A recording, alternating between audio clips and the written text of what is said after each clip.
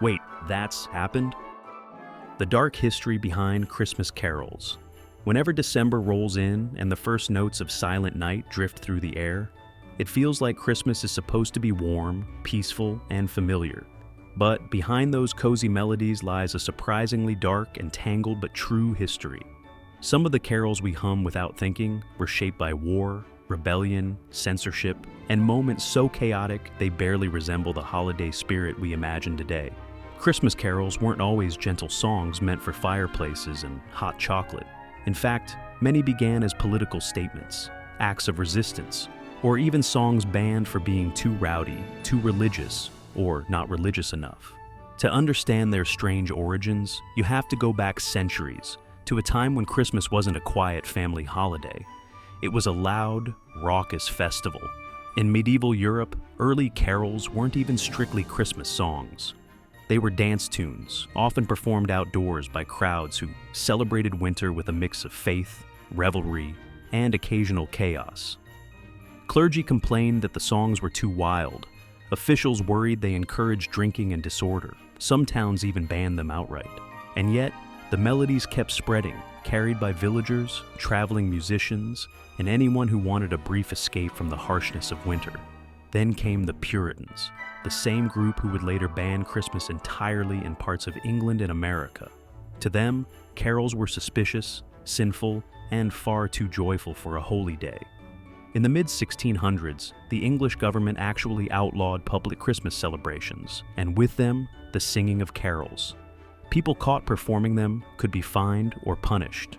But the bans only pushed the songs underground. Families whispered them in their homes. Some met secretly in barns or back rooms to sing the old tunes in defiance.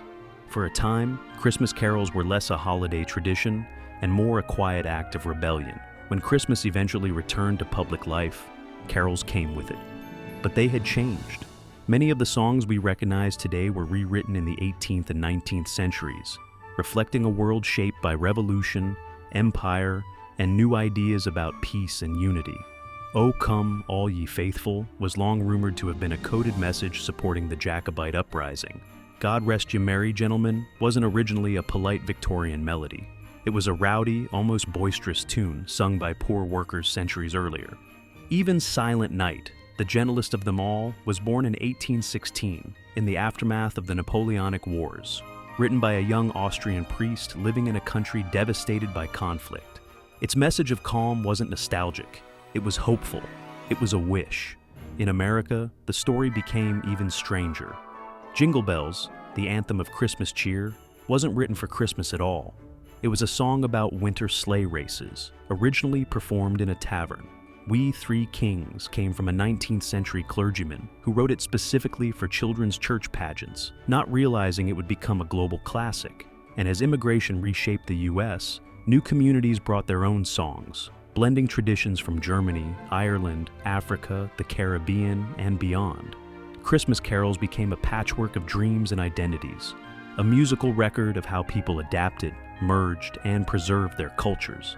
By the Victorian era, carols finally settled into something like the holiday soundtrack we know today. Publishers collected old folk tunes, cleaned up their lyrics, and arranged them for middle-class families who wanted a wholesome Christmas. That polished version spread worldwide, but beneath the soft harmonies, the shadows linger. Memories of bands, political upheaval, secret gatherings, and communities trying to hold on to hope in dark times. So the next time you hear a carol drifting through a store or echoing down a winter street, remember that these aren't just songs. They're survivors. They've been outlawed, rewritten, whispered in secret, sung at the edge of war zones, carried across oceans, and shaped by people living through some of the hardest moments in history. Behind their festive glow are centuries of struggle, reinvention, and resilience. And that's the dark, deeply human story hidden inside the music of Christmas, a tradition shaped not just by joy, but by everything people did to keep that joy alive. If you enjoyed this strange piece of history, give it a like, and don't forget to subscribe for more.